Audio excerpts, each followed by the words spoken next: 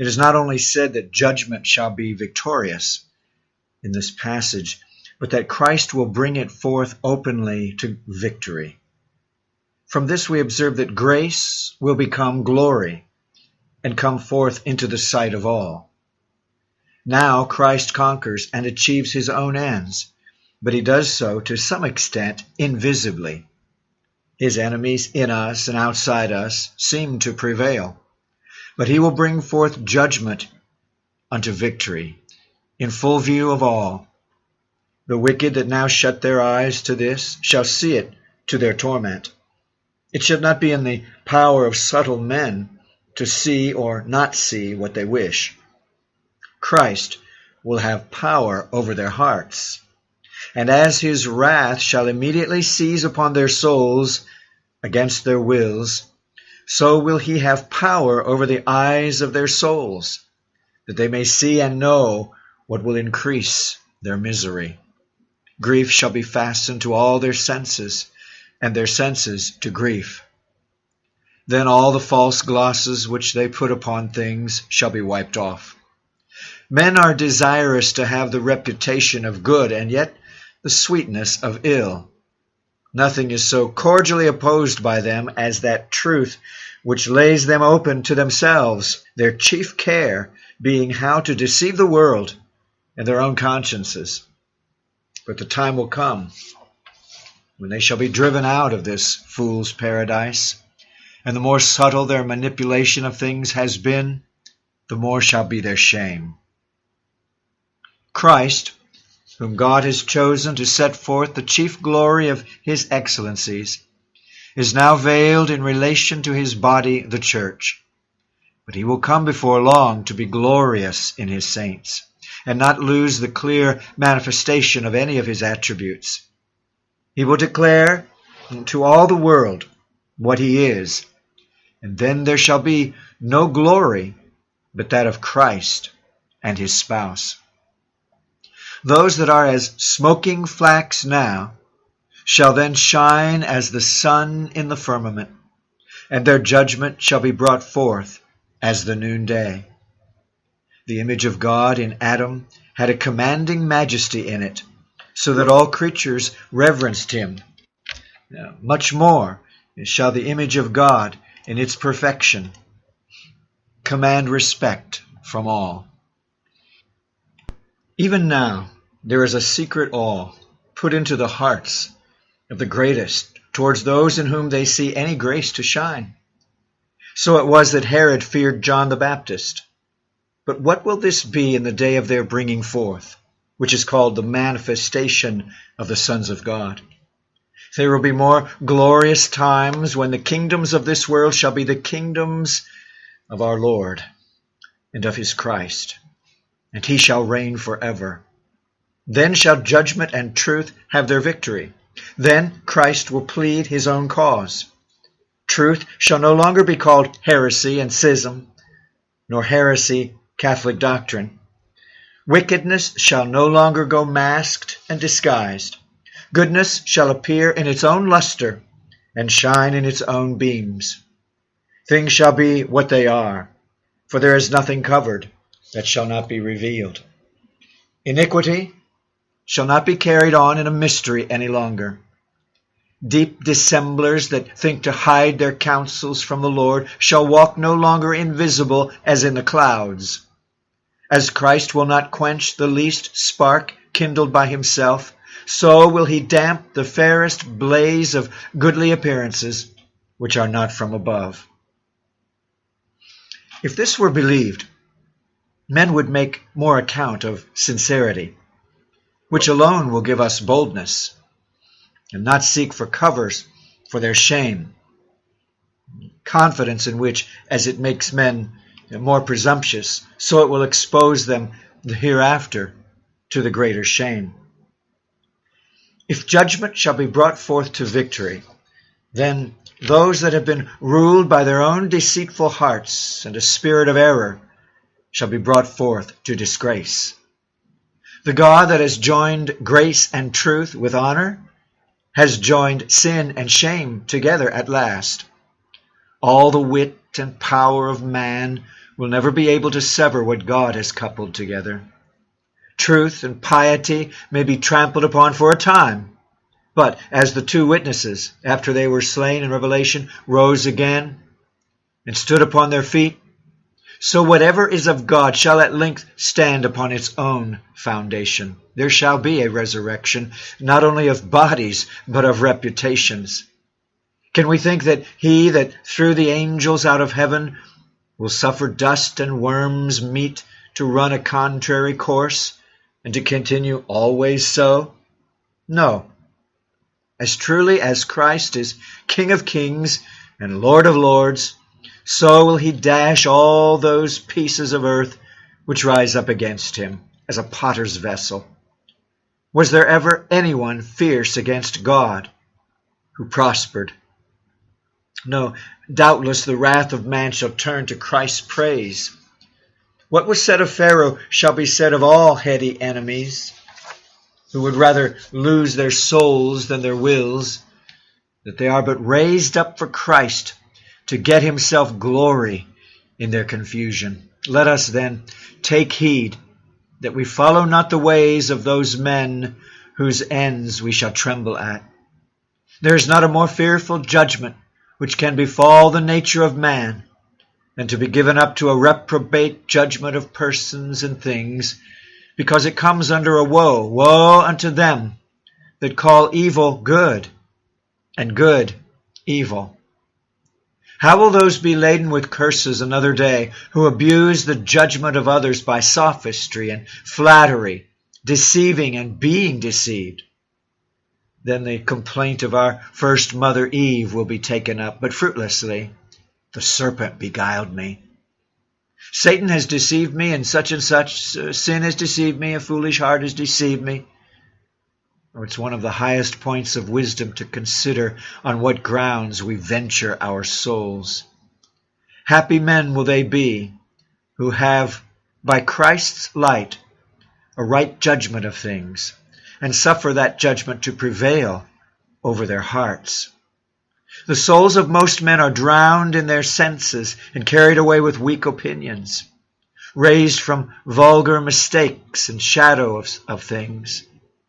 And Satan is ready to enlarge the imagination of outward good and outward ill and make it greater than it is, and spiritual things less, presenting them through false glasses. And so men, trusting in vanity, vanquish themselves in their own apprehensions. A woeful condition when both we and that which we highly esteem shall vanish together. And this will be as truly as Christ's judgment shall come to victory, and in the measure that the vain heart of man has been enlarged to conceive a greater good in the things of this world than there is, by so much the soul shall be enlarged to be more aware of misery when it sees its error. This is the difference between a godly, wise man and a deluded worldling.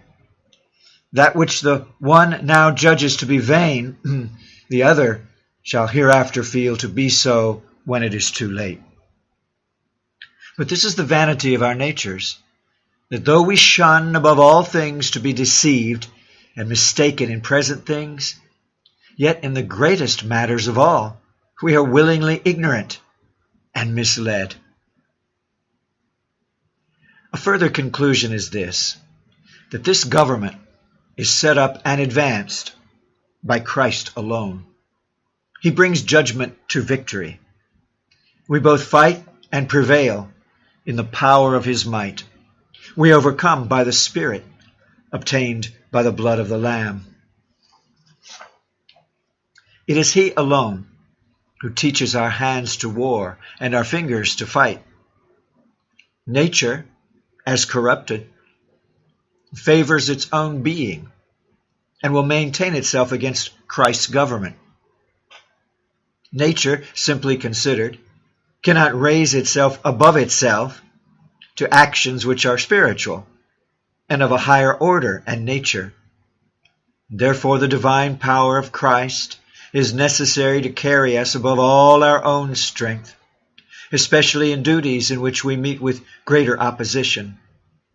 For there, not only nature will fail us, but ordinary grace, unless there's a stronger and a new supply. In taking up a burden that is weightier than ordinary, if there is not a greater proportion of strength than weight, the one who undertakes it will lie under the burden. So for every strong encounter there must be a new supply of strength, as in the case of Peter, who, when he was assaulted with a stronger temptation, being not upheld and shored up with a mightier hand, notwithstanding former strength, he foully fell. And being fallen, in our risings up again, it is Christ that must do the work, by removing or weakening or suspending opposite hindrances, and by advancing the power of his grace in us to a further degree than we had before we fell. Therefore, when we have fallen, and by falls have been bruised, let us go to Christ immediately to bind us up again. Let us know, therefore, that it is dangerous to look for that from ourselves which we must have from Christ. Since the fall, all our strength lies in him, as Samson's in his hair. We are but subordinate agents, moving as we are moved, working as we are first wrought upon, free insofar as we are freed, no wiser nor stronger than he makes us to be for the present in anything we undertake. It is his Spirit who actuates and enlivens and applies that knowledge and strength we have, or else it fails and lies useless in us. We work when we work from a present strength. Therefore, dependent spirits are the wisest and the ablest. Nothing is stronger than humility, which goes out of itself, or weaker than pride, which rests on its own foundation. He strives in vain who is not dependent. And this should be particularly observed because naturally we aspire to a kind of divinity in setting about actions in the strength of our own abilities. Whereas Christ says, without me, ye, the apostles, who were in a state of grace, can do nothing. He does not say, you can do a little, but nothing. Of ourselves, how easily are we overcome, how weak we are to resist. We are as reeds shaken with every wind. We shake at the very noise and thought of poverty, disgrace, or losses. We give in immediately. We have no power over our eyes, tongues, thoughts, affections, but we let sin pass in and out. How soon we are overcome by evil, whereas we should overcome evil with good. How many good purposes stick in the birth and have no strength to come forth, all which shows that we are nothing without the Spirit of Christ. We see how weak the apostles themselves were, till they were endued with strength from above.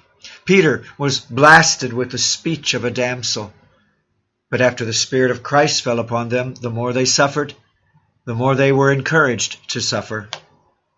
Their comforts grew with their troubles. Therefore, in all, especially difficult encounters, let us lift up our hearts to Christ, who has Spirit enough for us all, in all our exigencies, and say with good Jehoshaphat, we have no might, neither know we what to do, but our eyes are upon thee. The battle we fight is thine. The strength whereby we fight must be thine. If thou goest not out with us, we are sure to be foiled. Satan knows that nothing can prevail against Christ or those that rely upon his power. Therefore, his study is how to keep us in ourselves and in the creature. But we must carry this always in our minds, that that which is begun in self-confidence ends in shame. The manner of Christ bringing forth judgment to victory is by letting us see a necessity of dependence on him. Hence proceed those spiritual desertions in which he often leaves us to ourselves, in regard to both grace and comfort, that we may know the springhead of these to be outside ourselves. Hence it is that in the mount, that is, in extremities, God is most seen.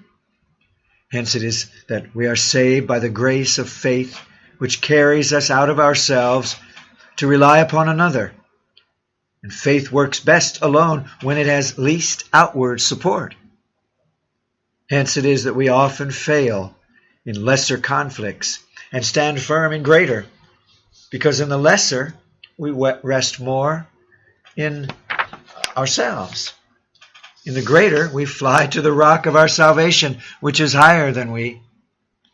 Hence also it is that we are stronger after defeats, because hidden corruption, undiscerned before, is now discovered. And thence we are brought to make use of mercy, pardoning, and power supporting. One main reason for this dispensation is that we should know it is Christ that gives both the will and the deed, and that as a voluntary work according to his own good pleasure. And therefore we should work out our salvation in a jealous fear and trembling, lest by irreverent and presumptuous conduct we give him cause to suspend his gracious influence and leave us to the darkness of our own hearts. Those that are under Christ's government have the spirit of revelation, whereby they see and feel a divine power sweetly and strongly enabling them to preserve faith when they feel the contrary, and hope in a state which is hopeless, and love to God under signs of his displeasure, and heavenly mindedness in the midst of worldly affairs and allurements which draw a contrary way. They feel a power preserving patience, nay, joy in the midst of causes of mourning, inward peace in the midst of assaults. Whence is it that when assaulted with temptation and compassed with troubles, we have stood firm, but from a secret strength upholding us? To make so little grace so victorious over so great a mass of corruption, this requires a spirit more than human. This is like preserving fire in the sea, and a part of heaven even as it were in hell. Here we know where to obtain this power, and to whom to return the praise of it. And it is our happiness that it is so safely hid in Christ for us, in one so near to God and us. Since the fall, God will not trust us with our own salvation, but it is both purchased and kept by Christ for us, and we for it through faith, wrought by the power of God, which we lay hold of. This power is gloriously set forth by Paul. It is a great power, an exceeding power, a working and a mighty power, such a power as was wrought in raising Christ from the dead. That grace which is but a persuasive offer, and in our power to receive or refuse, is not the grace which brings us to heaven. But God's people feel a powerful work of the Spirit, not only revealing to us our misery and deliverance through Christ, but emptying us of ourselves, as being redeemed from ourselves, and infusing new life into us, and afterwards strengthening us and quickening us when we droop and hang the wing, never leaving us until the conquest is perfect.